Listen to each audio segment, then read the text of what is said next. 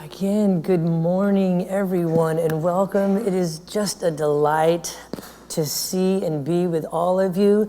At the same time, I can still feel the presence of all of our friends joining us from home, kind of like stars in the nighttime sky, looking down, watching, observing, feeling their presence, being aware of the larger expansion of our Sangha. I think last week we had somebody joining from Switzerland. So I am asked occasionally where I get my Dharma talks. And the answer is my life. The great jazz musician Charlie Parker said, music is your own experience, your thoughts, your wisdom. If you don't live it, it will not come out of your instrument. In the same way, I share my experiences and how they become my practice. See, experience is our ultimate teacher. It is wonderful to have such magazines and books and YouTubes and formal and informal teachers available to us to help us understand and work with difficulties and challenges and the different things that arise in our practice. But ultimately, it is the experience of the moment that is always our best teacher. And so I am certainly never at a loss for opportunities to practice and to share with you. So the Dharma talks are endless. And sometimes the one I wrote on Monday is not the experience I have on Friday, and therefore is not the talk I give on Sunday.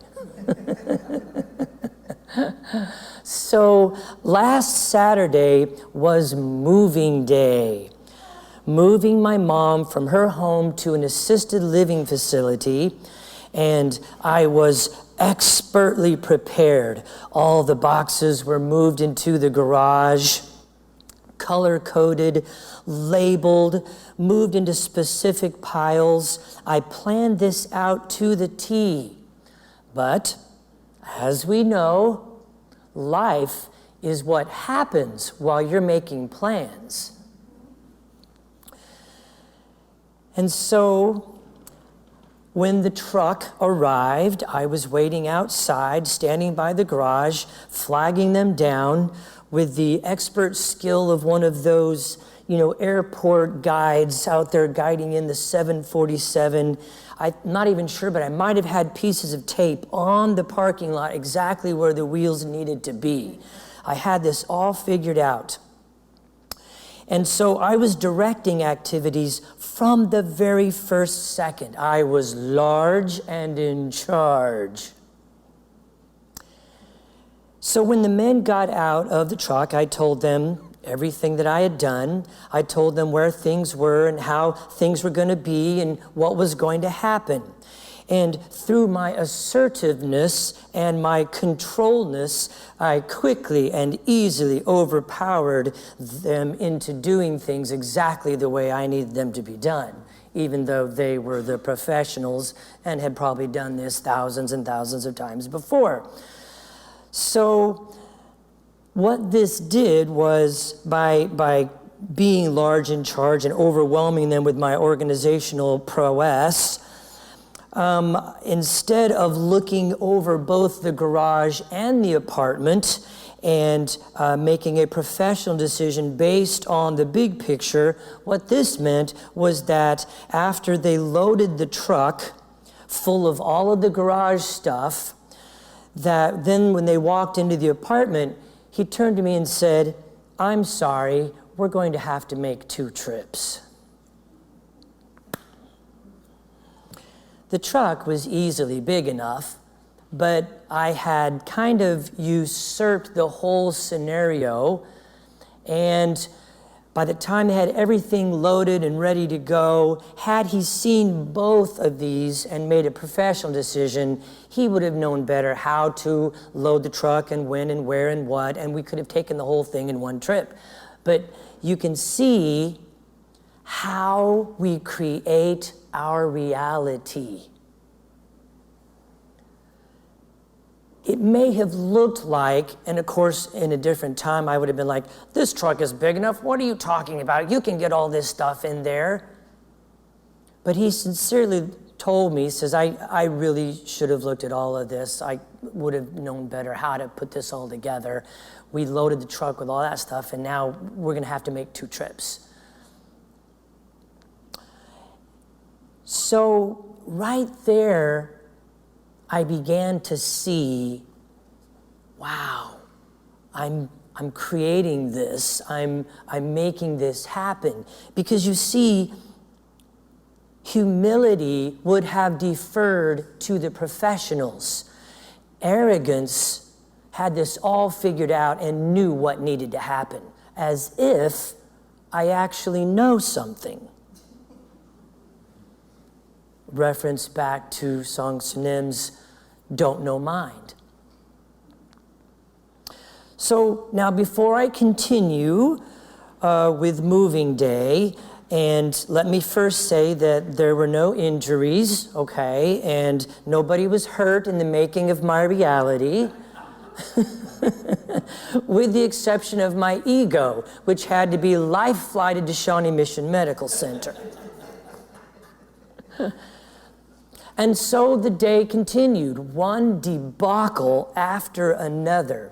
The security system was down at the storage unit where we caravaned to for the first trip.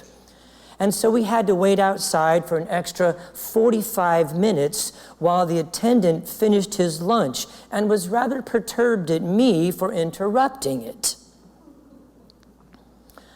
On a different time, I could see a huge argument or battle ensuing as we argued over the fact that these guys are on the clock and I've got to get in, and what are you doing? Who eats lunch at noon? What's the matter with you? We continue. At the cable store where I was to get Mom all set up with her new phone and 235 channels of Matlock and Hallmark movies, I was gifted to be a part of a very lovely young lady's first day on the job. And so this is generally not a problem. However, 2.5 hours later, when I began hooking up Mom's cable system, none of the codes, none of the numbers, and none of the instructions that she gave me worked. And so I got to then spend another 2 hours on the cable tech support line, which Nicoya, who spent many years in tech support, understood what this was like. Now, there was a time again in my life where heads would have rolled, okay? Calls would have been made, and there would have been tremendous wringing of hands and gnashing of teeth. But instead, there truly was a peace. I could see the house of cards built on my shoulder of expectations about how the day was going to unfold. I had it all planned out. I could see perfection. And yet, the world was not playing along with me. I could see the mirage my mind created of how it was supposed to go, how the cable situation should have played out. I could see all of this. And I could see the illusion I was clinging to, and the peace I felt was not something that I read about. It was not a piece of paper hanging on my wall. It was nothing that came from a book. It was the peace that I have slowly, over time, become familiar with sitting for hours, both on my own and with Sangha, on the cushion. I am the fruit of my practice, as we all are. What we're looking for, this external thing that's going to happen after I hit 1,000 hours on my Headspace app on my phone, and it's throwing up all kinds of cartoons and sending me emails about how enlightened I am now. All of these external things are not it. They are mind constructs of the way it should be, just like moving day, just like the cable situation. I can set up the perfection of it, just like I can blame the world for when it's not perfect. The peace came not from a mental dismissing of the frustrations of the day. Oh, this shall pass, or, oh gosh, this is such a first world problem, but instead from feeling the fear of not doing things right, of not being in charge, of not being in control.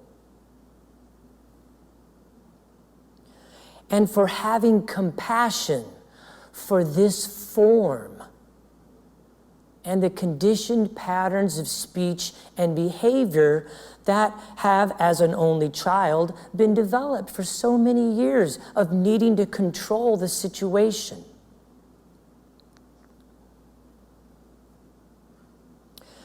The peace came from compassion for this form and a deep knowing with a capital K, not a little knowing, has nothing to do with any of the thoughts that were occurring.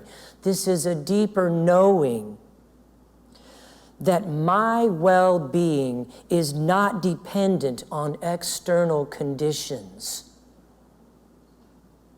nor is it dependent on a mind state that I can concoct. And so after the smoke and the debris began to clear from the day, the blessings arrived like cavalry on Mom's Western Classics cable network, coming over the hill by the hundreds.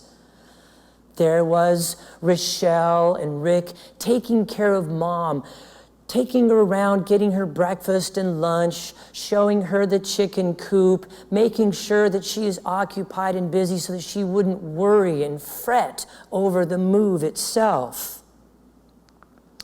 All the blessings that first she was happy and willing to do this, to make this move. The blessings around the facility that we found, and we looked at many, and how welcoming they were.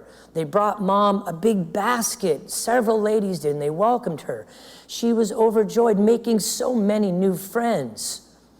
And one of the biggest blessings, my mom's dog, Abby, who was adversely socialized as a young pup, conditioning happens with our pets too, didn't attack any of the other little dogs there. Even Abby's making friends.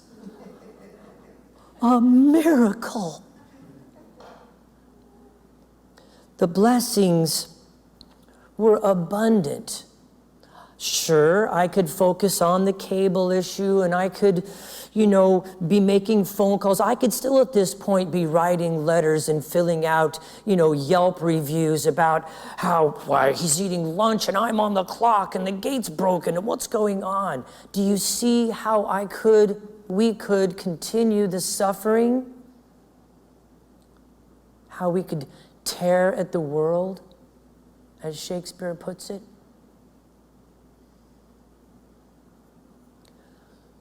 Clarity comes from our time on the cushion, from seeing the nature of mind, from the courage to go in and look at What am I adding to this?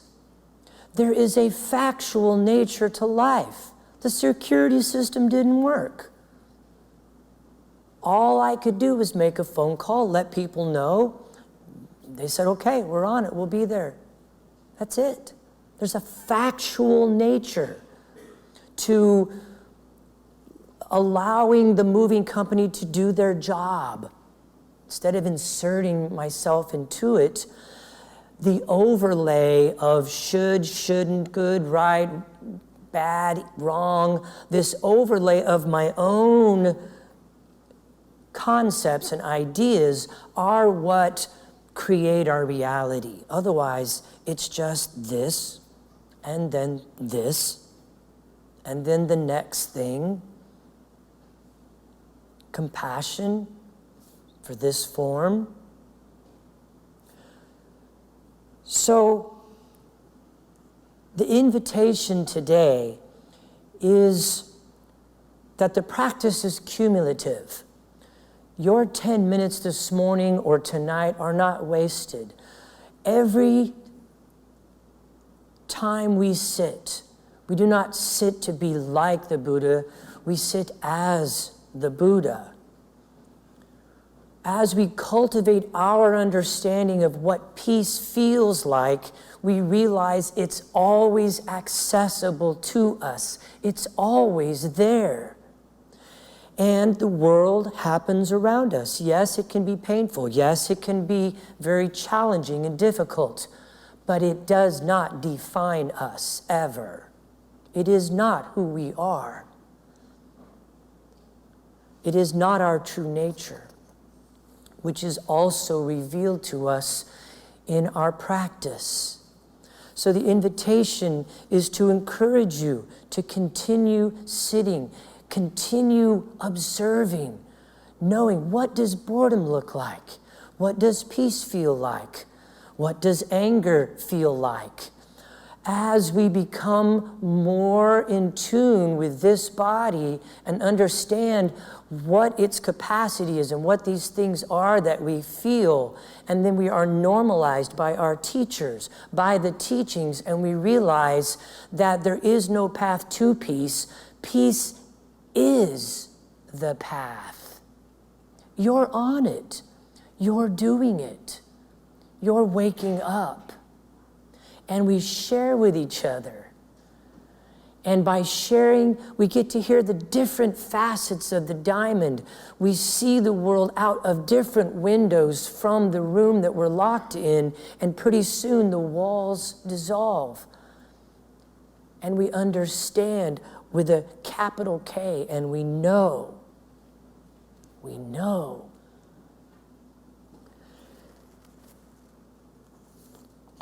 So I'd like to close with this poem by Mark Nepo.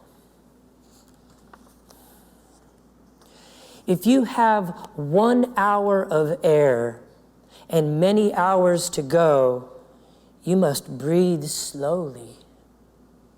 If you have 1 arm's length and many things to care for, you must give freely. If you have 1 chance to know your divinity and many doubts, you must set your heart on fire. We are blessed. Each day is a chance. We have 2 arms, and fear wastes air.